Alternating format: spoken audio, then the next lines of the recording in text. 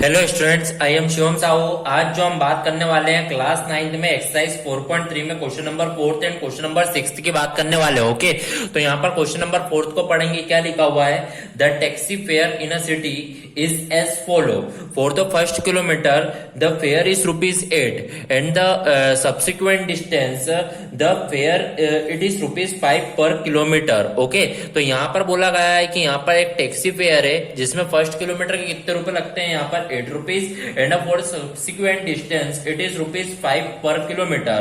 Taking the distance covered as x kilometre and total fair S ₹Y.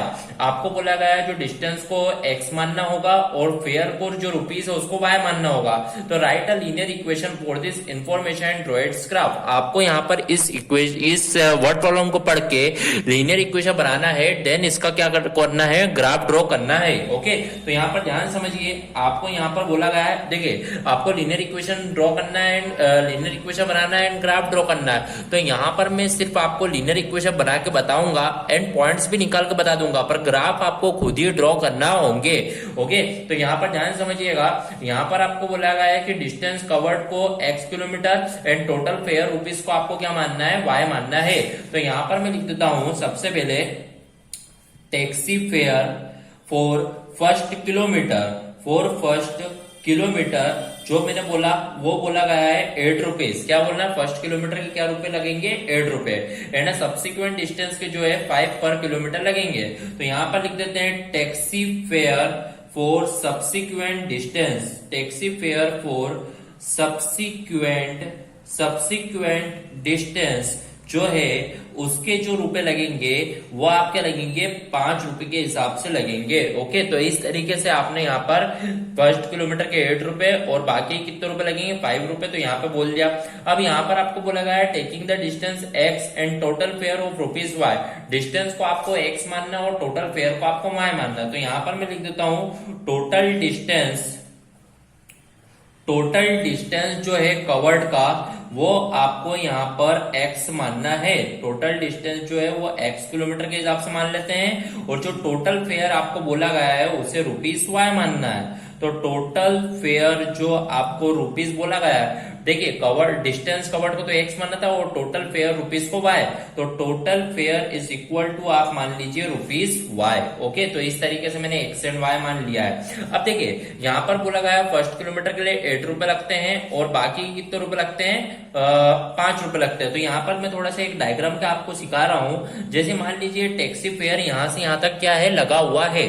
अब यहाँ पे देखो टोटल डिस्टेंस कितना है? अपन ने क्या माना है? x माना है। तो इट मीन्स यहाँ से यहाँ तक ये कितना हो गया? x किलोमीटर हो गया। इस तरीके से देखा गया। ओके, अब यहाँ पर बोला गया फर्स्ट किलोमीटर के लिए ₹8 लगते हैं। इट मीन्स मान लीजिए यहाँ से यहाँ तक ये जो है वो 1 किलोमीटर है। तो यहाँ से यहाँ तक 1 किलोमीटर कितने रुपए लग रहे हैं? ₹8 लग रहे हैं। तो मैंने 1 किलोमीटर के ₹8 लिख दिए और बाकी का जो डिस्टेंस है उसके कितने रुपए लग रहे हैं? ₹5। तो मान लीजिए बाकी का डिस्टेंस कितना है? टोटल कितना है? x और 1 माइनस करना होगा। तो मतलब ये वाला जो डिस्टेंस बचेगा वो कितना बचेगा? x माइनस 1 किलोमीटर बचेगा।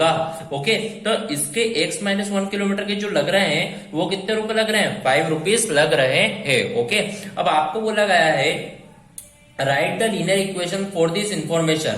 अब आपको इसका लीनियर इक्वेशन ड्रॉ करना है। तो देखिए टोटल फेयर जो है रुपीस आपका कितना लगा है? y लगा है इतना डिस्टेंस कवर अप करने पे।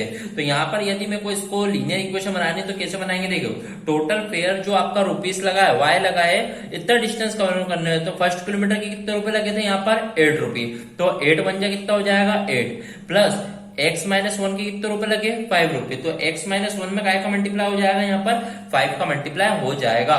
तो यहाँ पर देखिए टोटल फेयर को आपने y माना है 8 प्लस 5 इंटू एक्स, यहाँ पर 5x, 5 बन जा 5। तो इस तरीके से ये मल्टीप्लीकेशन भी कर दिया मैंने। अब यहाँ पर देखिए 5 equal to 8 minus 5 is 3 plus 5x। तो इस तरीके से आपने देखा यहाँ पर आपको बोला गया था right a linear equation for this information. तो आपने इस तरीके से यहाँ पर लीनियर इक्वेशन क्या कर दी है? ड्रॉ कर दी है, बना दी है। तो यहाँ पर आप बोल सकते हैं this is our required linear equation. This is our required linear equation.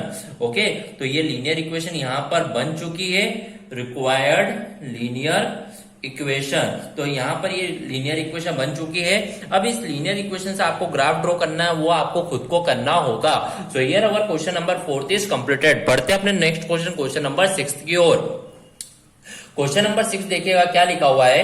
If the work done by a body on the application of a constant force is directly proportional to a distance travel by the body.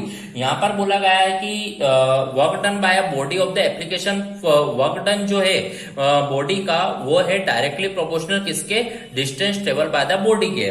Express this form of the equation in the two variable and draw the graph of the same by taking the constant force as 5 unit and also read from the graph the work done from the distance travel by the body is 2 units and 0 unit. देखिए इस question को ध्यान से समझिएगा। आपको सबसे पहले बोला गया है बॉडी जो है, वर्क डन बाय बॉडी जो है वो डायरेक्टली प्रोपोर्शनल है डिस्टेंस के। ओके, अब यहाँ पर बोला गया है express this in the form of the equation in two variable के फॉर्म में आपको बताना है and draw the graph of by same taking the constant forces 5 unit. तो यहाँ पर देखिए किस तरीके से मैं इसे सॉल्व करूंगा।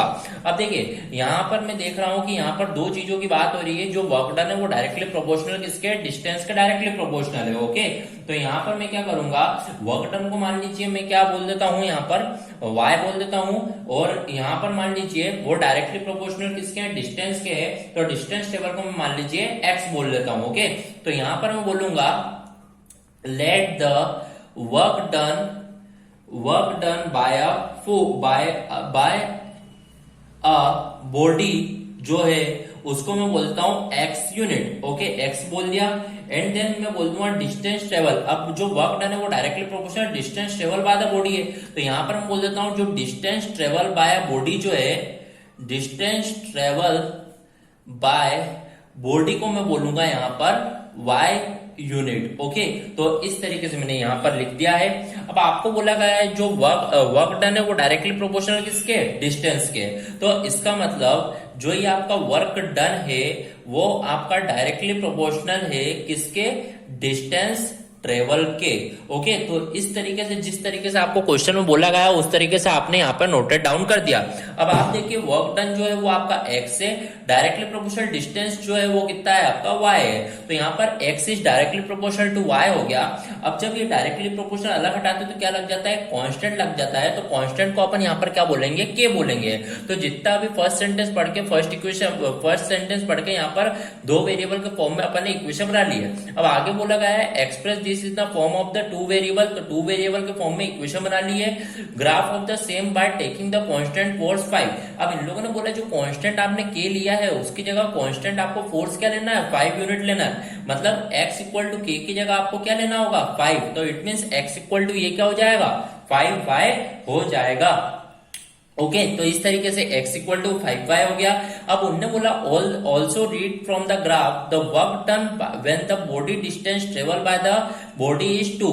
अब यहाँ पर आपको बोला गया है कि इसका ग्राफ भी ड्रॉ करना है। अब आप बता दीजिए यहाँ पर जब ये डिस्टेंस ट्रेवल करेगा 2, यहाँ पर बोला गया है also read from the graph work done. Work done आपको बताना है जब डिस्टेंस ट्रेवल करेगा 2 and 0। तो मान लीजिए डिस्टेंस ट्रेवल मतलब क्या है, y। तो y मतलब ये क्या है, आपको बोला 2 और 0।